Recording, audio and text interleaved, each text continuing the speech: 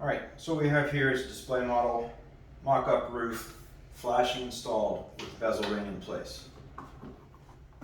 You have the inner shock dome, which basically protects you from any water damage to the any hail or weather damage to the exterior, blocks off, any moisture comes in, sheds out and away, into the gutter and out.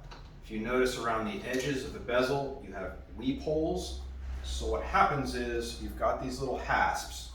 The hasps go into these sections. They're typically above the little gray screw holes. You set one in and you work across, lock it in, done. Now you have an inner shock dome in place. Correct. We've got a wonderful barrier. Now we got to come down here, look at the angle over here. We have our little hasp over here.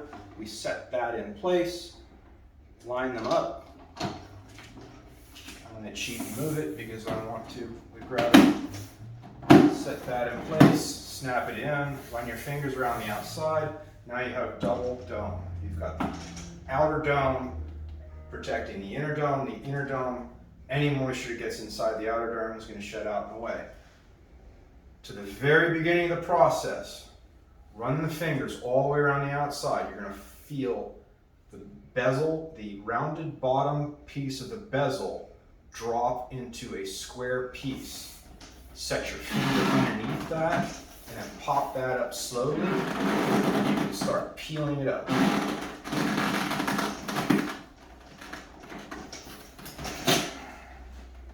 Take two.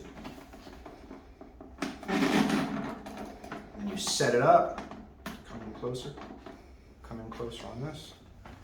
You get your little bit of gap in there and you work your fingers around. You get the second one and it just sort of pops off.